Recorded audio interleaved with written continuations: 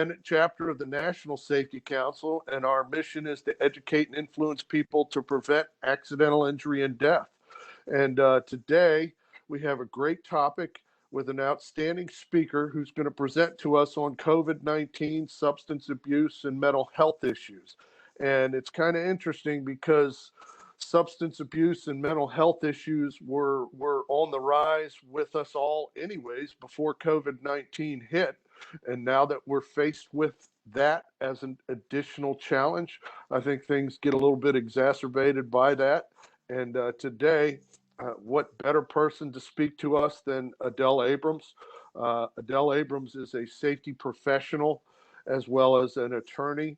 And every time we have an opportunity to have Adele speak, I can tell you I take away a lot of nuggets that I even have my pen and little notepad ready to go.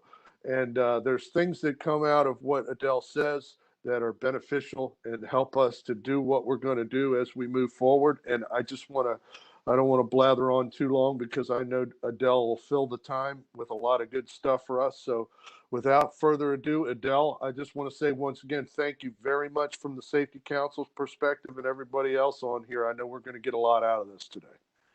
Well, thank you, Dave, and good morning to everybody. I think I'm safe saying good morning, at least to those who are here live. And as Dave suggested, this is a bit of a different COVID presentation. I'm not going to be talking about precautions against spread in the workplace or vaccination programs. We're going to talk about that another day, but rather taking a bit of a different view of this. And, I'm going to tell you right here, I don't have all the answers. I am going to try to provide some solutions at the end, but part of my goal here is to get those of you on here thinking about these issues. And as Dave very nicely led in, we've had issues with mental health and that mental health issues of workers spilling over into the workplace. We have had issues of substance abuse and people with substance abuse issues impacting the workplace. But now you have COVID-19, and that has really exacerbated all of that, to the point where, I have a few data points in my first couple of slides, and I'm not really big on throwing a lot of numbers at you. But, it is important to recognize that the isolation of COVID, the stress, the strain of worrying about whether you're going to get it, concern for your loved ones, grieving, all of that, can take your mind off the job. So it is, in my view, a workplace safety issue. But at the same time, employers need to understand that you can't just say, hey, you look depressed, you're fired, because you think that they might pose a threat to safety in the workplace. I think there's a lot of kind of, I'll call it underlying depression that's going on with most of us about COVID. Even if you don't have an underlying mental illness, you can still have situational depression. And when things are coming at you so fast with COVID, sometimes you don't stop and process and grieve. And I will tell you, I like telling stories on myself sometimes, but my godmother was one of the first people who died from this last April. And back in November, I lost 6 friends in 1 month passing away. This is what happens when you get a little bit older, folks. And I was just like moving on because I was really busy with work and doing all of this stuff. And I was talking with a client, and somehow we got on talking about COVID, and I mentioned this, that I had just lost 5 friends in the previous month, and I suddenly burst into tears. Now, fortunately, it was a client who knew me, but it was the first time I realized that I had cried over any of that. And, we can be kind of very good at compartmentalizing what is going on and not stopping. If one person dies who's close to you, you experience grief. But when it's hitting you right and left, and it's relatives, and you have people maybe who are sick and are in the hospital, and you can't communicate with them, and it might be a spouse, it might be a grandparent, or an aunt, and like in my case, who you were close to, that takes a toll. You can't just turn your brain on and off like a light switch when you go into the workplace, and so that can carry over into distraction. It can carry over into sleep interruptions.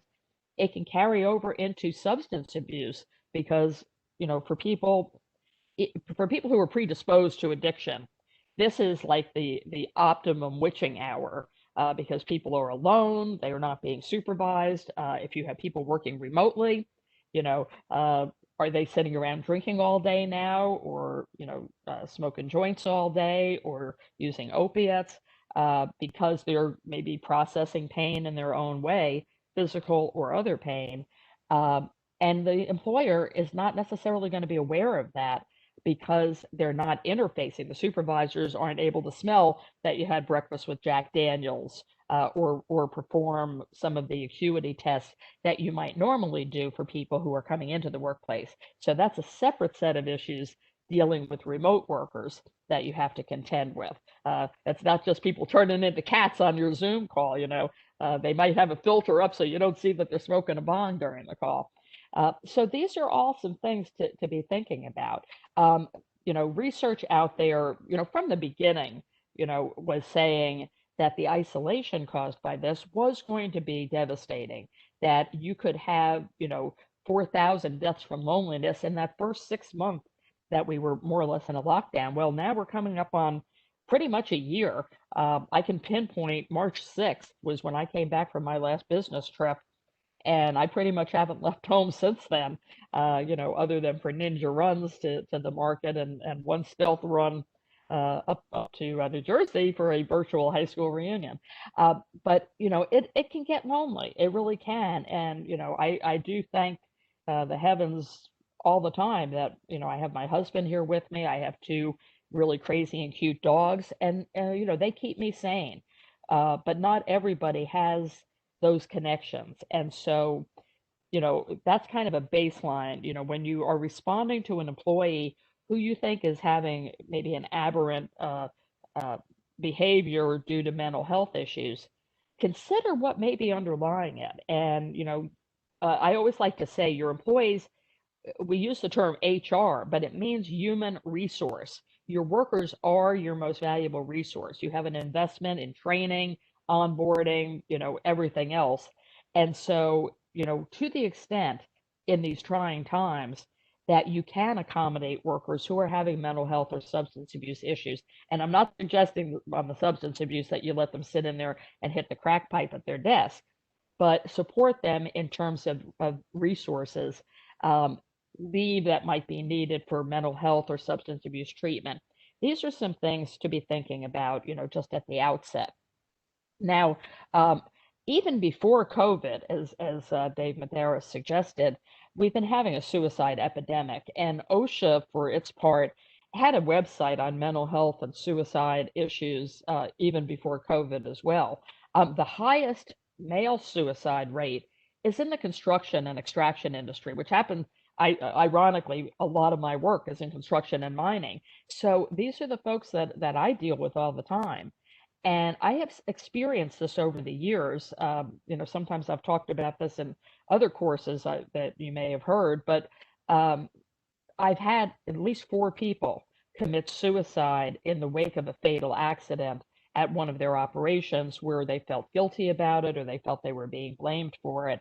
So, anecdotally, those were all in construction and mining. I haven't had that occur in the manufacturing or retail sector. But the important thing is that they were anticipating that the suicide rate was going to double last year from what it had been in 2018. People committing suicide every 20 seconds in the US. I mean, that's an insane rate of suicide when you think about it. And we're all touched by this. I have had uh, people close to me commit suicide over the last year. Um, Today is the 1 year anniversary of my dear cousin's death from an opioid overdose, which we're still trying to determine if that was suicide or not. More recently, our Maryland representative, Jamie Raskin, who's been in the news this week, his dear son committed suicide on New Year's Eve. And, we can all probably at this point to somebody we know who has lost somebody through suicide. So, again, this isn't something that happens to other people. 1 in 5 people who do die by suicide express an intent ahead of time. And so this is where employers can start to make a difference by being attuned to what's going on, changes with their workers. Are they having sudden weight loss? Are there personality changes? Irritability, fatigue? Are they acting reckless? And again, the safety professional is really well situated. If there's somebody who's always following the rules and suddenly they're acting like they couldn't give two hoots, that's something to watch out for. I had a case where a supervisor, and this was in Maryland a number of years ago, was in a horrible custody fight, and he had just gotten off the phone and been told that he wasn't going to be allowed to see his kids for Christmas. He went, stood under a material hoist and unhooked it and got crushed to death. Was that an accident? Well, he was the one who used to write up other people for standing under suspended loads. So these are the kind of things that, very often in a root cause investigation, we kind of ignore suicide as being a potential aspect of it. And when people are in, I hate to say it this way, but when people are in financial dire straits, which many, many people are right now, sometimes they think about, a death benefit. My family would be better off without me than with me. I even had a case, not to that extent, but where a guy was going into foreclosure. He took a guard off a piece of equipment and stuck his hand in it because his brother-in-law had lost a hand at work and had got a big award. And he thought if he lost his hand, he'd get a workers' comp award and save his house. Well, his fraud, unfortunately, was witnessed, and he lost his hand and he lost his job. But that gives you an example. Desperate people can do desperate things, and very often these desperate things occur in the workplace, including suicides, unfortunately. People who don't want their families to find them, what better place to do it than in the workplace? And again, I've had one of these situations after being fired. Gentleman, this was in a manufacturing facility. He went over, picked up a nail gun off the bench, and shot himself in the head with it. And so those are the kind of things that are, really unpredictable unless you had it happen to, in a case like I have, who would think that you'd need to make sure that the person could not get access to something as simple as a nail gun. So these are just a few things to be thinking about. Obviously, all of those personality changes and potential, signposts of suicidal behavior or mental health degradation, they're going to be harder to spot in your remote workers. If people are distant, they're suddenly not responding to emails, they're dodging you on the calls, they don't want to get on a video call. Those may be some things to be concerned about. And so, from an overview, at this point, 91% of workers who are working from home say that they've experienced moderate to extreme stress.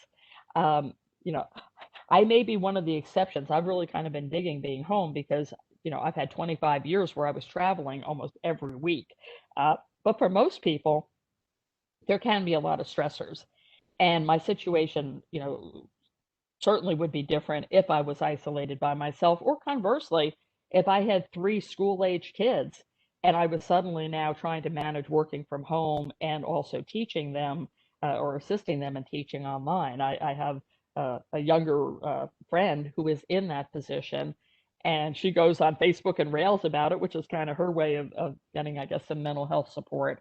But it really is, a very sad situation because in the end, she just is overwhelmed. She can't get everything done that she needs to get done. And that is sometimes when people go to extreme measures, either with substance abuse or suicidal tendencies. Another issue is that with the pandemic, people have just generally not been taking care of themselves in terms of what would normally be their regular wellness visits with their doctors. And now that is changing a bit, but better part of last year, they were saying avoid all non-essential medical treatment. Your teeth cleaning, your general blood tests and things like that, but also mental health care. People can do really well one-on-one with a therapist, but maybe they're not good at Zoom. Same thing with people who have addictions, who were in the habit of going to AA or NA meetings. Those all stopped right around the middle of March in terms of face-to-face meetings, and that has been devastating.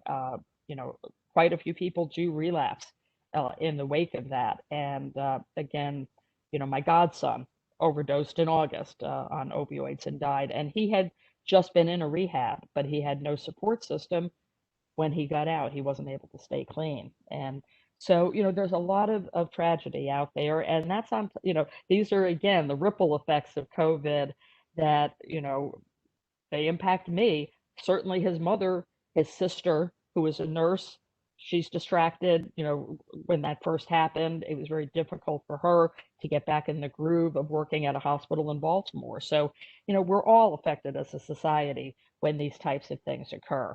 But the delay in self-care certainly can have long-term adverse effects. Now, overall, employees whose employers support mental health wellness, they're going to do better than those whose employers have no medical coverage for them, maybe don't offer an EAP, and we're going to talk about EAPs a little bit later. You know, who don't offer paid family and medical leave, or even offer unpaid family and medical leave. People who are putting their jobs at risk by going to the doctor or saying that they feel like they need to go into maybe a voluntary commitment for a few days because they're feeling suicidal, they're not going to do that if they think they're going to lose their job. You know, so there's tensions there as well. But bottom line is 30% of people, and this was in some benchmarking that was done over July, August, and September, 30% of those surveyed said that they had more difficulty concentrating on work than before the pandemic. And feel, you know, 37% feel physically or mentally exhausted at the end of the day. 32% feel it's more difficult to be motivated. And, you know, again, there can be a multiplicity of factors there. You know, I too, and I think it was part of before I recognized that I really had to go through this grief process, I felt like sometimes I was clawing my way through, you know, swimming through muddy water, uh, trying to get stuff done. And, you know, thankfully I haven't had COVID at this point. They do talk about the long COVID causing COVID brain fog. And that's another consideration because that's another form of mental illness, at least short term, that employers may have to contend with. You know, if you have somebody whose performance is not at the same rate or level that it was pre-COVID, uh, maybe you need to be a little bit understanding. Maybe you need to move those benchmarks a little bit. You know, it may take longer to complete things. You know, if you're distracted, you know, I recently I had a dump of 1,000 deposition pages on me, and you know, I was barreling my way through them, but you know, at one point something occurred. I was a bit distracted, you know, over something that was disturbing me, and I realized I was reading the same page like over and over 3 times. So again, you know I'm not alone in this, but when you realize that somewhere around a third of your workforce is going to be off their game performance wise a little bit, take that into account. Don't use that as an excuse as well to get rid of the people you wanted to get rid of before and apply that in a disparate manner, because that's when you can also get into some discrimination claims as well. So, you know, I realize, you know, I'm talking a lot about this. We're going to hit some of these issues really quick as we go through. But as you can see, this is a really, you know, treacherous intersection of safety and HR. And, you know, if I had time to do like a 4-hour or 2-hour version of this, we could really do a deep dive. But be aware, as I've already hinted, the Family and Medical Leave Act, which provides for up to 12 weeks of unpaid leave for workers who've worked for you at least for a year, who've worked at least 1,250 hours, and the employer has to have at least 50 employees within a 75-mile radius. So it's really just the larger employers and longer term workers who even have a right to this unpaid leave. And that obviously is one of the problems that we have here. The Americans with Disabilities Act. It protects people with mental illness. It protects people who are alcoholic, even if they're active alcoholics. It does not protect active illegal drug users. It does protect recovering drug abusers or drug addicts.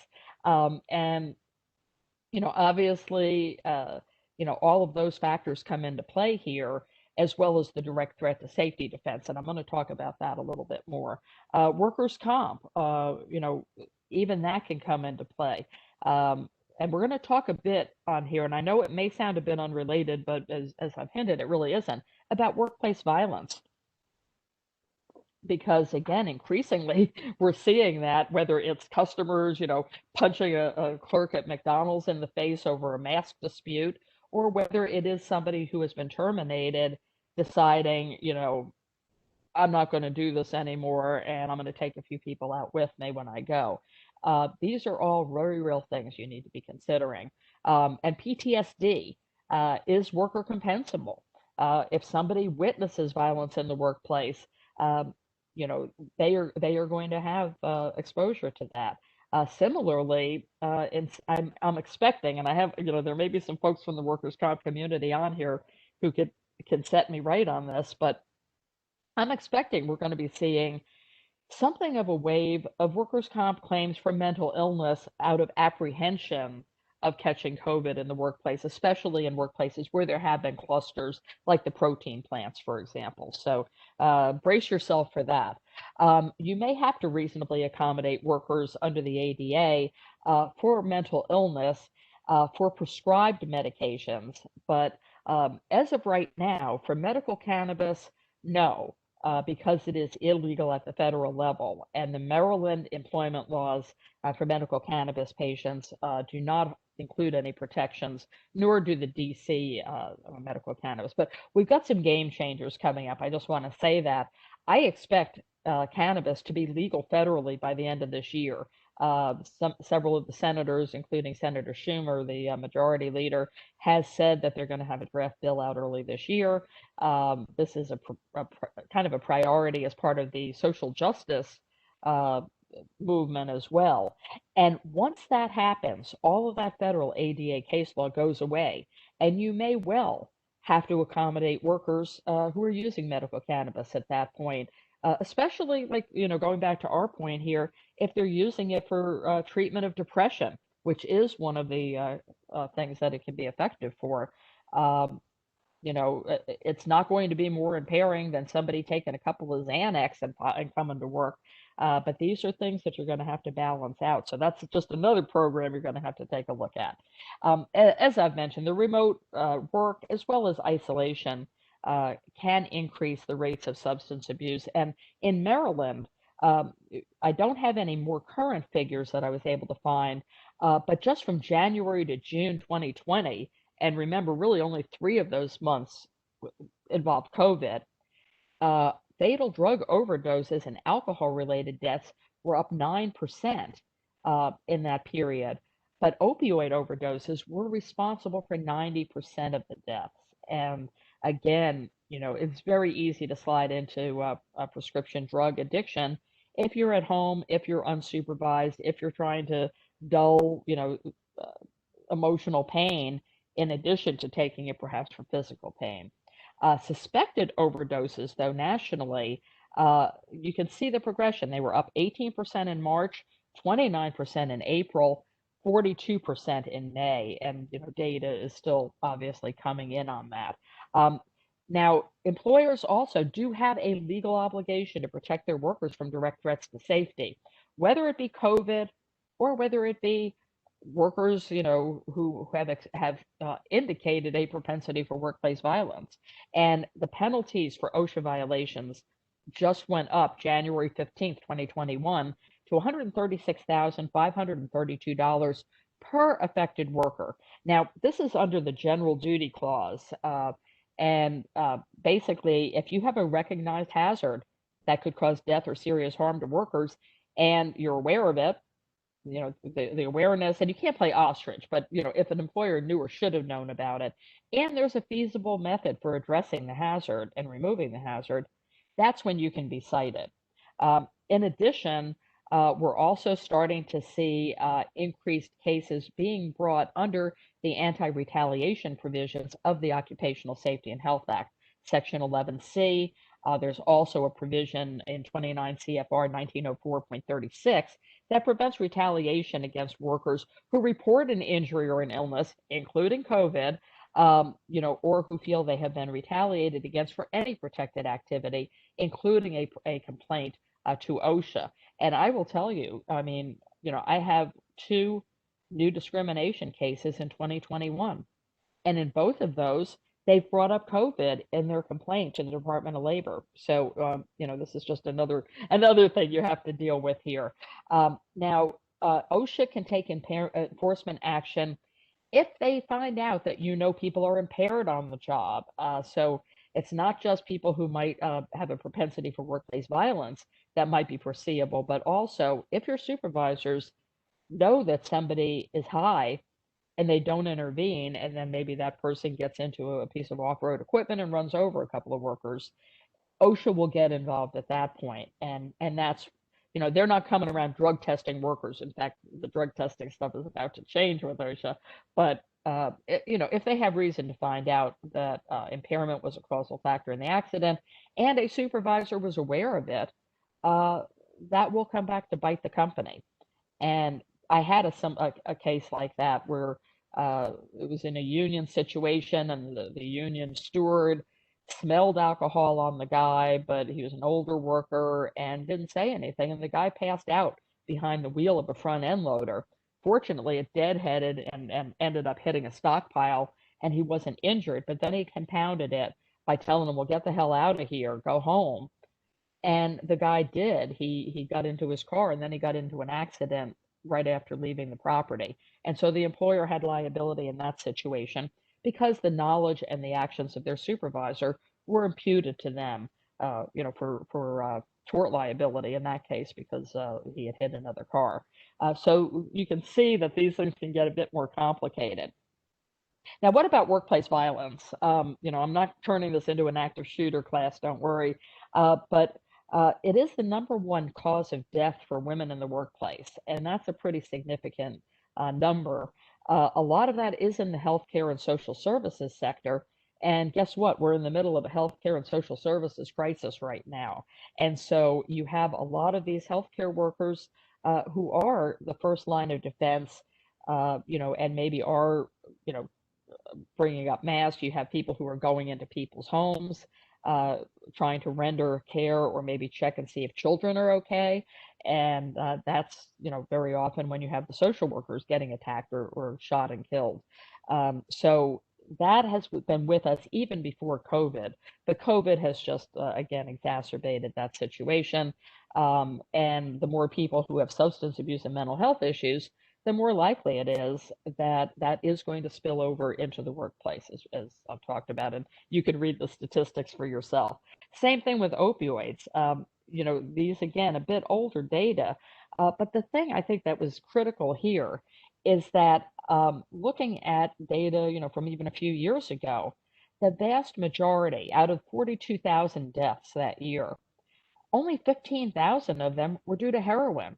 The rest of them were either prescribed opioids or synthetic opioids other than methadone, which, although it is an opioid in a sense, it's actually prescribed for people who are kicking opioids, and it does not get somebody high when used as directed. And so, that is something that you should be accommodating anyway, because it helps keep people clean. And, even as much as we knew a couple of years ago about the hazards, in 2016, over 11 million people misused prescription opiates for the first, and 2 million of them for the first time. That has clearly been going up. And of course, the black market, in some cases, the dark web, that is where a lot of this medication is coming from that is adulterated with fentanyl. And in fact, my cousin who overdosed a year ago today, what I learned from his brothers was that was where he was getting his drugs. He was buying them on the dark web. So there's a lot of moving parts going on here, more so certainly than an employer can address. But I do want to focus on the things that are within your control.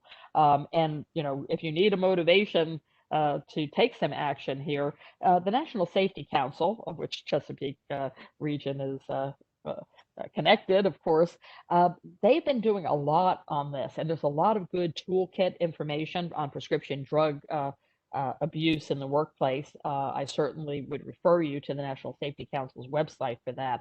But they found 70% of employers were impacted by employees' prescription drug use, not even looking at street drugs, but prescription drug use, including all of the things you'd expect, you know, absenteeism, using the stuff at work, flunking drug tests, bad performance, being distracted by family members who are going through an addiction issue perhaps instead, you know, even if they aren't themselves. And then you've got the safety issues, you've got dealing on the job, you've got arrest on the job. That's always great for employee morale. And you've got overdose on the job. And again, you know, I've had several cases in the last couple of years where people did overdose on the job, and those have to be reported to OSHA because they want to make sure, is this an illegal drug overdose? Maybe they were overcome by chemicals? They're not going to assume that it is a drug overdose. You know, you need to notify them. They'll talk to the doctors, and then they'll make a determination. But if you don't notify them within 8 hours of a death or 24 hours of an inpatient hospitalization, even if it is due to overdose or suicide, it's a mandatory minimum $5,000 fine. So that's an expensive mistake to make. Another thing that complicates everything on the substance abuse front is the workers' comp issue. Now, workers' comp, you know, pays for opiates that are prescribed for work-related injuries. Increasingly, courts are holding that employers also have to reimburse workers if medical cannabis is recommended by the doctor as an alternative to opiates for a worker compensable injury. And at this point, there's about a dozen states that have held that you have to reimburse workers. There are 4 states that held that you do not have to. And there was a theory that got advanced about, well, employers can't do this because then they can be fined about dealing drugs. You know, they can be criminally charged. And there's now been decisions in Maine, in New Hampshire, and also in New Jersey that say, nah, it doesn't violate the federal drug laws for you to reimburse a worker for legal medical cannabis. They're purchasing it, you're not possessing it, so that ends it. And as a result, there's 2 cases in Pennsylvania, and I mention this because I know that some Pennsylvania people get on here, where they had held against reimbursing workers for medical cannabis on that basis. And so that is no longer a viable argument. So I think Pennsylvania will be joining that column on the left there. Maryland, it's still not settled case law, so stay tuned on that. Another thing that's going to complicate issues for you are drug testing after an accident. And some of you may recall that in 2016, when OSHA adopted the electronic record keeping rule, they included in the preamble a discussion about how incentive programs that were based on lagging indicators, which penalize somebody for having an injury, they were considered a violation of workers' rights under Section 11C. And they also said that drug testing somebody just because they were injured was also a violation of worker rights, and an employer now could be cited and fined by OSHA under the new rule. And then the relief for the worker could be reinstatement, back pay, etc. Well, in 2018, the Trump administration, OSHA, put out a new policy clarifying this and making it easier to justify drug testing injured workers. They made it clear that random drug testing, anything that's unrelated to an injury, OSHA doesn't care about. And that was true under Obama as well. Even under Obama, they said if you have to test for DOT, if you have to test under a contract or under workers' comp law, that's okay too. So where the difference was, under President Obama, they said if none of those exceptions applied, you could only drug test the injured worker if you, the employer, could articulate why you believed that their impairment was a causal factor in the accident. So that means A, you have to suspect impairment, and B, suspect that it's related to the incident. In the Trump version, they said you can drug test now just because you're injured, but you're doing it as part of a root cause investigation. And so you have to also drug test anybody else whose conduct could have contributed to this, not just the worker who was injured. And the bottom line is the Trump administration was planning to codify this policy so it could not be reversed, but they didn't get it to the finish line. And so the Biden administration has already said they're going to get rid of this. They're going to go back to the original interpretation. So that is going to make it harder to justify drug testing somebody simply because they were injured, unless there is something more to either suspect impairment, like risky behavior, or, you lean over them and, they smell like they had commuted in with Cheech and Chong or something, So be very careful about this, because it's policy. It does not have to go through a rulemaking to return to what had been the original interpretation on this. Now, I mentioned workplace violence ties in with all of this. And it's important to understand that workplace violence is defined by OSHA and by NIOSH quite broadly. NIOSH says violent acts, including physical assaults and threats of assault, directed toward persons at work or on duty. So, if you work in a public-facing position and your people are threatened by customers because you told them that they have to wear a mask in your store, or they have to, stand 6 feet apart online, um, you may have exposure for workplace violence if you do not have some policies and intervene. With OSHA, they go even broader. They say it's any act or threat of physical violence, but then harassment, intimidation, or other threatening, disruptive behavior that occurs at the work site. So now, think about COVID, think about workplace bullying, threats, verbal abuse, things that can cause psychological harm. You had somebody maybe who had COVID and they came back, and they're being called COVID boy, or they're being accused, boy, you had COVID and the rest of us got sick here. And, it figures, because people of your group, blah, blah, blah, and, spew some kind of ethnic or racial or gender, epithet at them. That now you're getting into EEOC waters in addition to dealing with OSHA.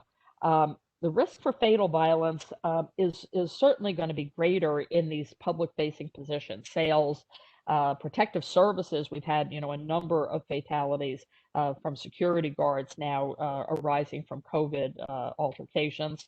The transportation sector, the non-fatal violence, typically in healthcare and social services. And again, people who work, and I don't know how many on this call are in the healthcare sector, but you're at elevated risk right now because people are distraught. You're telling somebody that they can't go in and say goodbye to their child who might be on a ventilator, or their spouse, or maybe they're agitated because you ran out of vaccines and they had an appointment, and you're telling them sucks to be you, but we don't have any. We're going to be seeing some more altercations of that type now. Right now, it's all the old fogies like me who are getting the vaccine. But as soon as people who are more into altercations start getting into that group and get denied the vaccine, I'm predicting we're going to have some issues. Now, if you're there at the behest of your employer and you get caught up in some kind of melee and get injured as a result, that may even end up being a compensable situation. There's going to be a lot of new case law being made arising from COVID. I can tell you that for sure. So what are some of the legal considerations? While there is no specific law that says thou shalt not bully, you can read in protections through some of the state laws. Certainly, if bullying is based on an immutable characteristic, that is actionable. And remember, mental illness can fall into that category. If somebody is mocked because maybe they attempted suicide, but survived it, and they come back into work, that could be actionable right there. There's a variety of things that can certainly characterize harassment. The typical hostile work environment is race, religion, gender-based, gender orientation, certainly can come into play there as well. But health conditions can arise also. People can be really ignorant. I remember having a friend at one point who had cancer telling me that she was being shunned in the workplace because, there were a couple of stupid people there who thought cancer was contagious. And so, that's with a non-contagious disease. Imagine when you're dealing with COVID. If it's peer-to-peer harassment, the employer is still responsible for intervening. So this is a bit different than what you call the quid pro quo sexual harassment, where you do something for me and you get a promotion. There you need to have a superior subordinate relationship. But when you're talking about hostile work environment, it can be peer to peer. And the management will be held liable if they were aware of the hostile environment and you fail to intervene and take corrective action. So you need to take complaints seriously. You don't need to tell someone, put your big boy pants on, or, suck it up, buttercup, what's the matter with you, you little thin skin. You do that as a manager, you're going to be sued and you're going to lose, okay? I already talked about the general duty clause and workplace violence, so I've covered most of this, but I did want to note that OSHA is going to be moving forward in this administration with completion of a workplace violence prevention rule. And it's stalled totally under the Trump administration. But my guess at this point is that it's going to be expanded. The original draft of this only covered healthcare and social services. I think with all of the very well documented incidents of workplace violence now associated with COVID in again, retail and food establishments, et cetera, I think this is going to be an overarching rule that's going to cover all sectors. And there was legislation that passed the House of Representatives in 2019 on a bipartisan basis to force OSHA to do one of these rules. I don't think they're going to be forcing them to do it now, so they won't need legislation. Also, I wanted to give you a link or to the OSHA Directive on workplace violence enforcement, and it's important to note that OSHA is not required to investigate every complaint or fatality associated with workplace violence. Some of them they will, some of them they won't. If there's a school shooting, they don't. Federal OSHA doesn't even cover public sector workers, to use that as an example. But in a state like Maryland, where public sector workers are covered, that type of thing might be investigated. One of the things I wanted to note is under the executive order that President Biden just issued dealing with COVID, there are a couple of things that they included in there, one of which is that if a worker is in apprehension about COVID and they feel that it would be unhealthful or unsafe for them to accept a job or an assignment and they refuse, they will be eligible for unemployment. And so again, that's where you might have this convergence of an employer saying, what's the matter with you? Everybody else feels it's okay to work here. And that can cross the line into bullying under the general duty clause, in addition to perhaps violating the executive order. So, there are a lot of different types of workplace violence. There's domestic violence that spills over into the workplace, and that unfortunately is very common and is a major reason why women die of workplace violence, in fact, because it's the one place where their stalker or their batterer knows where they can find them, even if they've normally been living in a shelter, perhaps for safe harbor. But the third party violence, employers do have an obligation to protect against that. And, you should have zero tolerance. If people are refusing to follow COVID precautions, they're verbally harassing or badgering or physically threatening your workers, you absolutely have to intervene. Zero tolerance for that. But the main thing that you have real control over is employee to employee violence. And so, you want to check references. Now, you have to be careful because there is EEOC guidance. You really can't use arrests as a litmus test for hiring or not hiring. Convictions, if they are relevant to the job, is really what they're talking about. If somebody has a history of convictions for theft and they apply for a job as a bank teller, that would be relevant. But if they shoplifted once, 20 years ago, and they're applying for a job as a secretary, that's probably not relevant. So but the EEOC is concerned that criminal history disproportionately kicks persons of color, especially males, out of the potential applicant pool. So that's what the concern is there. But at the same time, you do need to be aware: is there a history of violence? The public-facing information, Maryland's judiciary case search, you can look at that for free.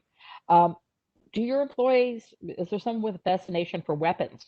Are they trying to bring their weapons into work? We're watching this in the DC area in real time with Congress, and they're fining the members of Congress $5,000 a day now for insisting on bringing their locks into the House of Representatives.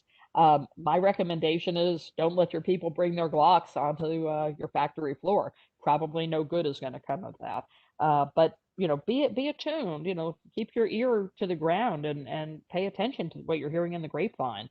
Are people using alcohol or drugs on or off the job? And especially if people are using them to access off the job, they're coming in hungover every day. Maybe they can pass a breathalyzer test, but their performance is degraded, and it may be a signal that something else is going on with them. Same thing if they're having family or work problems, if they're experiencing violence in their home relationships, be aware that could spill over. People who just, look like they're a ticking time bomb, on a short fuse. They clench their fists, they clench their jaw, they pound the table, they emphasize everything with a punch, maybe they're just enthusiastic, but if their behavior has changed and they're doing things that really put people at apprehension, you need to intervene. Years ago, I ended up firing an employee for those type of things. And after 2 counselings, the third time, where I felt that I was personally at some risk, that was it. And maybe I was silly, to allow a couple of times, but I thought counseling would do the trick. You start with the least draconian measure to the extent you can. If you feel safely, you can do that. There's also, obviously medication side effects can impact people in terms of their mental health. Long COVID, as I said, there are people coming, if you come off of a ventilator, you may have some level of, paranoia, dementia, disorientation, depression. And again, just because your breathing has come back to normal does not mean your mental state has come back to normal. And if people need more time off to recover, work with them on that, preserve those human resources. Now, shifting over to the ADA, as I've hinted at already, prescription medications, including opioids, even if they are potentially impairing, generally are protected under the ADA. And you cannot discriminate against a worker on the basis of disability. But if that disability has gone away and they're still popping the pills, like Dr. House, that is a different story. And if the medication interferes with their ability to safely perform the essential functions of the job, with or without some reasonable accommodation, that is something that you're going to have to look at. Now, if they're taking the medication illegally, they test positive for Vicodin, but they don't have a prescription, they were taking their spouse's Vicodin, they can be fired for that. That is illegal drug use, and you do not have to accommodate illegal drug use. In addition, if you have people who've had an issue with drugs and then they come back to work, at least one circuit, the Second Circuit U.S. Court of Appeals, held that you can apply special conditions for the return of substance abusers without violating the ADA, such as, weekly or monthly drug tests, even if the other workers are not subject to those. But that does not apply to people who are taking the medication as prescribed. That only applies to special conditions you're imposing on people who were illegal drug users. So again, if you have people who've fallen down the rabbit hole, so to speak, because of isolation, COVID, depression, whatever, it's a nuance, but make sure you understand that. Medical cannabis, again, we could talk about this all day, but One key case that came out a couple of years ago made it clear, this was a federal case, by the way, that the federal preemption argument does not apply. And, the Federal Controlled Substances Act does not regulate employment. So it is not illegal to employ a medical cannabis user. And, the number of states getting on board, we're up to 36 states and DC. Recreational, that is spreading as well. Virginia, the legislature just passed a recreational cannabis law, and the indications are, at least the last I heard, that Governor Northam is going to sign it. I understand both recreational cannabis laws and also adding employee protections to the existing medical cannabis law in Maryland. Those just cleared the Senate and House committees. So the prospects for passage in Maryland had increased on that. So it's going to be a game changer. But as I said, the federal legalization, that's going to be the big enchilada. All of that case law, going back to the original Walmart case, that goes out the window. And remember, if you work in multiple states, some of the state laws do have protections for employees. Walmart won the big case originally, and they just lost a case in Arizona. Delaware, which is part of the Chesapeake Region Safety Council's region, their medical cannabis law does have employment protections, whereas right now Maryland does not. So, Pennsylvania, man, they got all kinds of weird stuff in theirs. You have some protections, but not if you're working in heights or in confined spaces. And so if you need more detail on that, let me know. But the bottom line is, to kind of circle back to that direct threat to safety defense, the ADA applies to smaller workplaces. Remember, I said FMLA is 50 or more. ADA is 15 or more employees. It also applies to unions. It applies to staffing agencies. And be aware, in Maryland at least, there are some county or municipal laws that also add protections, and they apply to smaller workplaces. My office is in Prince George's County. Prince George's County has one of those. And so if you have one employee and you are located in Prince George's County, you cannot discriminate on the basis of disability. And pretty much the case law for federal would carry over there. So who is protected under the ADA? Well, it's somebody who has a physical or mental impairment that substantially limits a major life activity. A lot of people with long COVID, the after effects of COVID, they're going to fall into that category, as well as people who are suffering the mental illness, mental disorders, and even potentially addiction issues that we've talked about. Persons with a record of such a disability, and that includes a history of having drug or alcohol treatment. If you are regarded as having a disability, even if you aren't actually disabled, that is covered as well. And finally, if you're associated with people with a disability, that covers you. That's the caregiver discrimination. Mainly affects women. Also, people of color are disproportionately affected because they tend to be caregivers as well.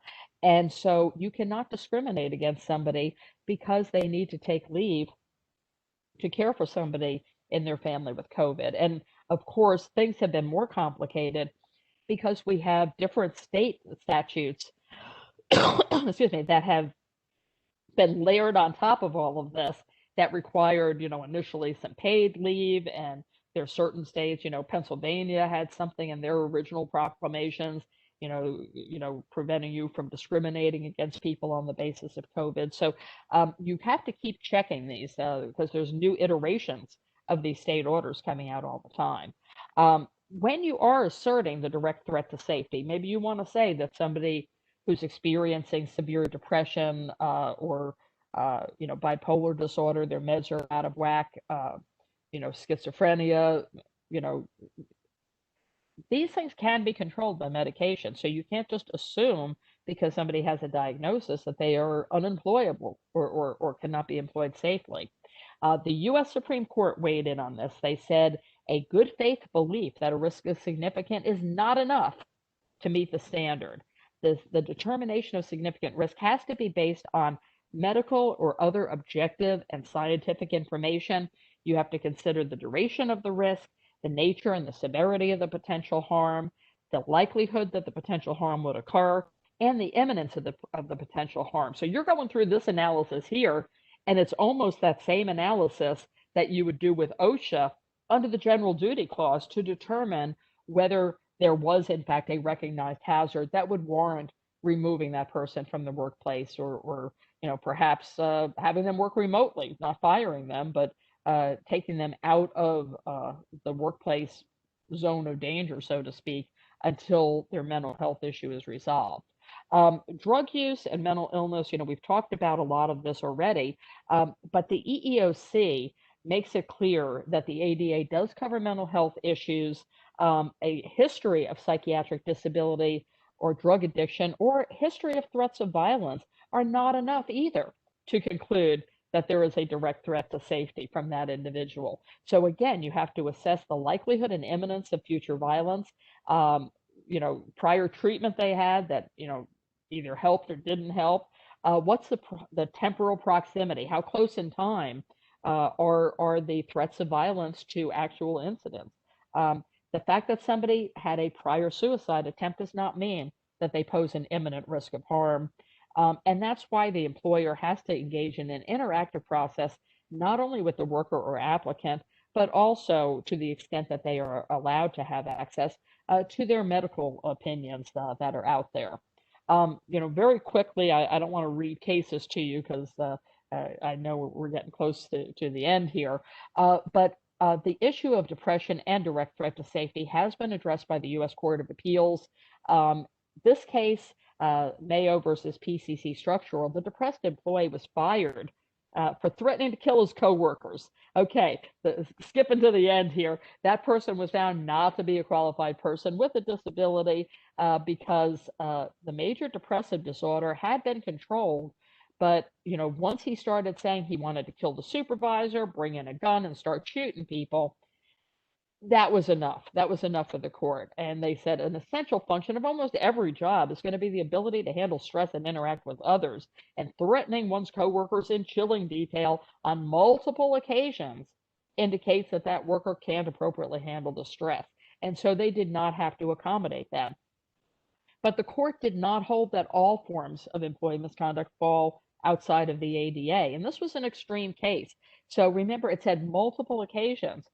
Now, if somebody, who's never seen violent before, just, had a bad meeting with a supervisor and says to a coworker, I hate that guy's guts, somebody should pop him, or, I wish I could smack him.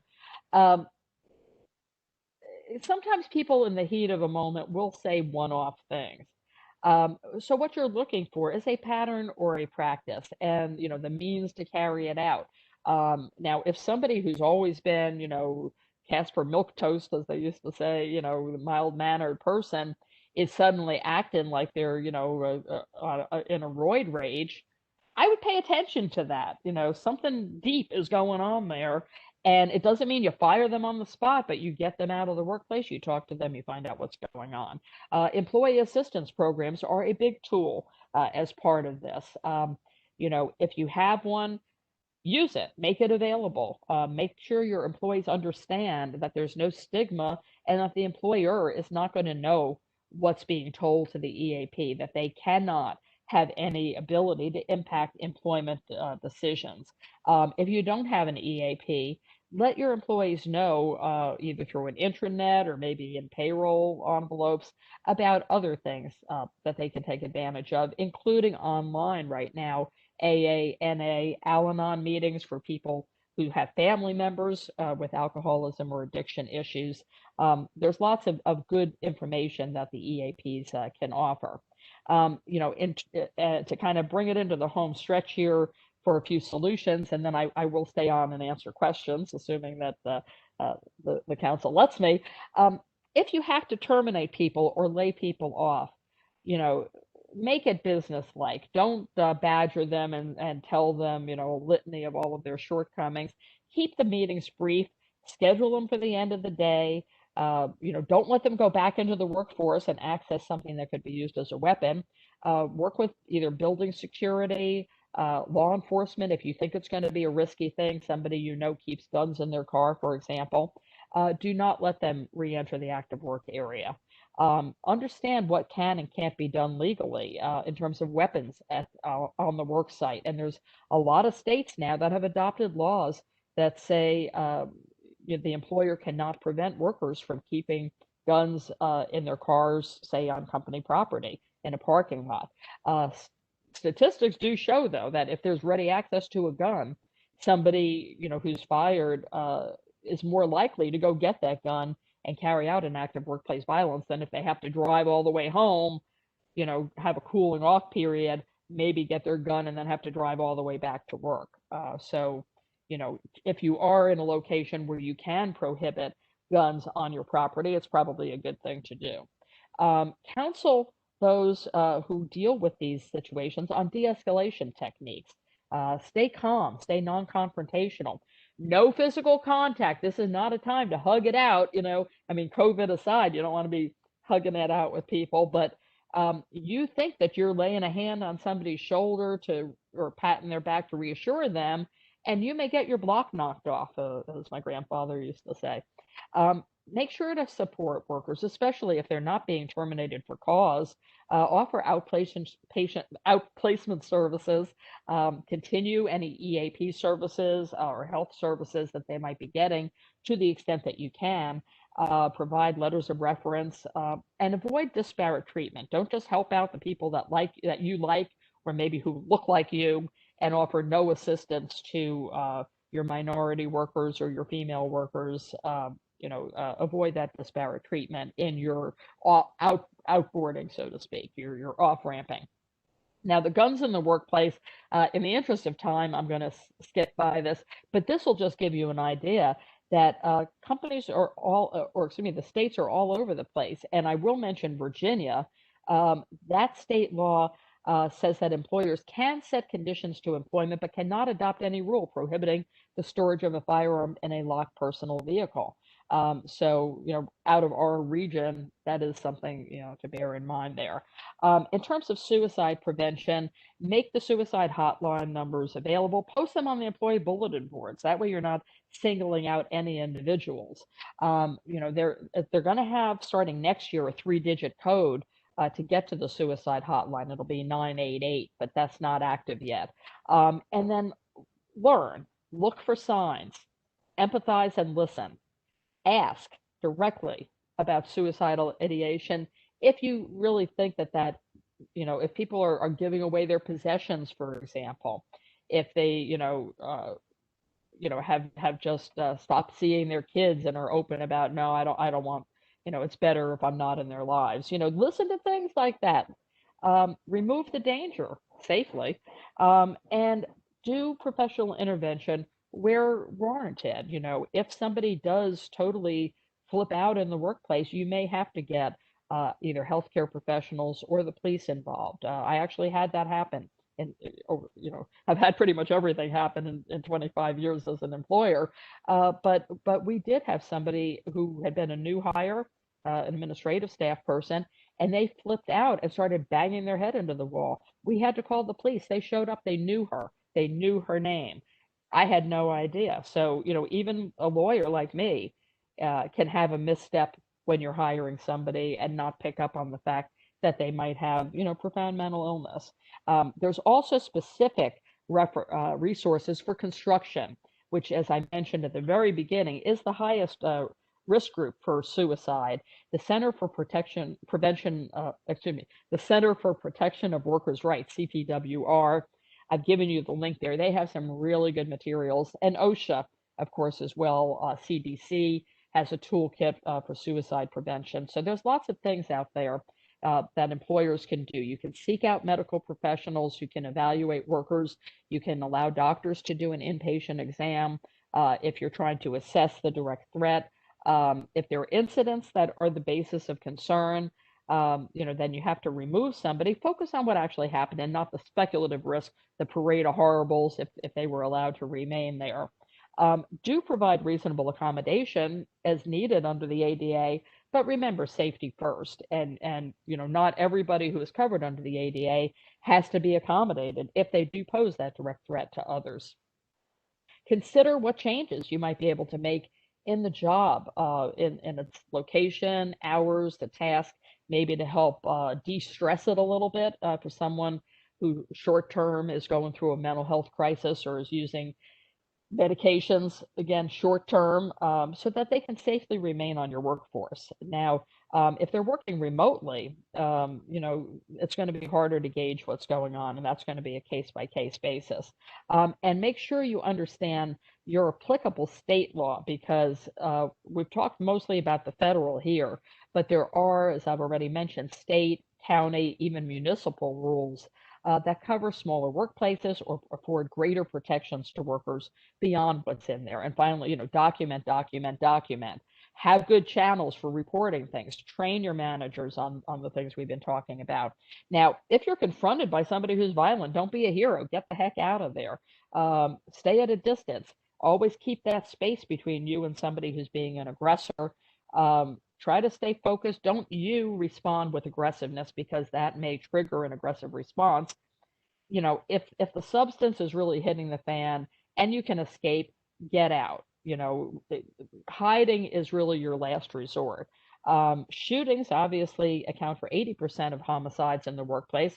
So have an escape plan ready, because once that active shooter situation starts, it typically goes on for 12 minutes. And then hiding, as I said, last resort. Get out, lock out, fight back if you need to. Fire extinguishers, books, you can turn a heavy ruler into a weapon. The nuns used to use one on me back in the day. Grab what is at hand if needed, but ultimately protecting yourself is going to be the main priority. So to really wrap it up here, I promise, if there is an incident, involving workplace violence, or people are raising suspicions of people having a mental health issue, obtain the facts. Don't rely on the rumor mill. The rumor mill can be helpful to alerting you in the first instance that something's going on, but the employees, the victims themselves, you do need to talk with them. Look at your leave policies as well for victims of violence. Some states may require time off, and there are also some state laws that say you cannot discriminate in employment against somebody who has a protective order against a family member, because then you're punishing the victim basically by depriving them of employment at a time when they really might be most economically vulnerable. Provide community-based services to help workers. Of course, your EAP is going to be paramount there, but don't give them legal advice. Don't tell them how to handle their divorce or their custody matter, because if things go sideways, that could really blow up on you. And determine if there are any immediate safety concerns for the employee from third parties, and also to the workplace itself. And get counsel involved, get HR, security, your union if you have one. It takes a village to craft a good policy when you have somebody who is letting you know that they are at risk, perhaps of a third party. Keep personal information confidential. Keep a list of people who have to be informed about things for security reasons. So that's really the way to handle all of that. The bottom line is employers who do support their workers' mental health are going to retain those workers. You're going to have better employee morale, productivity. You can talk about mental health without stigmatizing it or targeting individuals. Be upfront about this. Recognize this pandemic has increased mental health risk for everybody. You've got the tools available. We've talked about those. Use them. Train your managers to recognize these warning signs that we've talked about for mental health disorders as well as substance abuse. This in these challenging times, exercise flexibility about how work is done to the extent you can. Also with deadlines, respond to signs of burnout with assistance. Watch for workers who are under, financial strain, that they've lost their house, they've lost their car, they've lost their spouse, they've lost their children, because those people not only could be bullied by coworkers, but they may also be hanging by a thread in terms of mental health, or could be at greater risk of it tripwiring over into workplace violence. Avoid disparate treatment, and again, mental illness is a protected condition. So understand when you may have to provide that reasonable accommodation by law. So thank you. I know I ran a bit over here, and sorry about that, folks, but I will turn it back to our moderator and see if there are any questions waiting there.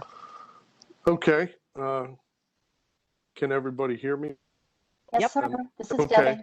Debbie. Yeah, Debbie Jennings has got a question that was typed into the chat. So, but first, before we go too far, I just want to thank you really a great deal, Adele. It's a lot of information you had to cover, and you did it in a little bit over an hour. So that's pretty impressive. But Debbie, go ahead and fire that question out. Okay. Good morning, everybody. Thank you. Can employers work with their workers' compensation carrier to put protocols in place to avoid opiate and medical marijuana prescriptions? Well, that's an interesting question. So if I heard the question correctly, can employers work with their workers' comp carrier to prevent them from approving medical cannabis? It said protocols in place to avoid opiate and medical marijuana prescriptions. Well, I mean, I'd say that's a legal issue. That is probably not going to fly, because basically the employer is dictating the medical treatment. They are substituting their judgment for the medical professional. And let's say somebody has really bad pain. They fell off of the work platform, they broke their leg. Are you going to be telling their medical provider they can't have any pain pills? How does that play out in the real world? And the medical cannabis issue, the problem with that clearly is that more and more doctors, where it's legal, are saying, look, try this out because you can't overdose on it. You're not going to become addicted to it, and see whether you can manage your pain with this. It's also something that people who've already been on opiates for long-term workers' comp treatment are now going to their doctors and saying, I want to try medical cannabis because I think I'm hooked on this. And so, for an employer to express a preference for opiates over medical cannabis, you're making a policy decision there. And that is really one of the real problems with this whole issue, is that there is a tolerance for prescribed opiates, but not for legal medical cannabis. But the way the question is phrased about whether the employer could kind of put pressure on the workers' comp not to approve any opiates or medical cannabis, I think that would probably be crossing a line. Because what are you left with at that point? Very good. Very good. Any other ones, Debbie? We have a lot of thank yous and a lot of requests for the video afterwards, which, as Michael, our IT professional, has posted, we will put those on our website. We'll put it as a link on our Facebook and LinkedIn and YouTube pages for anybody that's interested in following those or seeing this again. Okay. Well, without further ado, I just want to once again thank you very much, Adele. It's been greatly appreciated. You are a wealth of knowledge, and we always enjoy hearing from you. And I want to thank everybody else that has attended this program from the Chesapeake Region Safety Council. Keep your eyes peeled. Look on our website. I'm sure we'll be doing something like this in the near future. Once again, thank you all very much. Have a great weekend and stay safe. Thank you, Adele. Thank you. Thank you.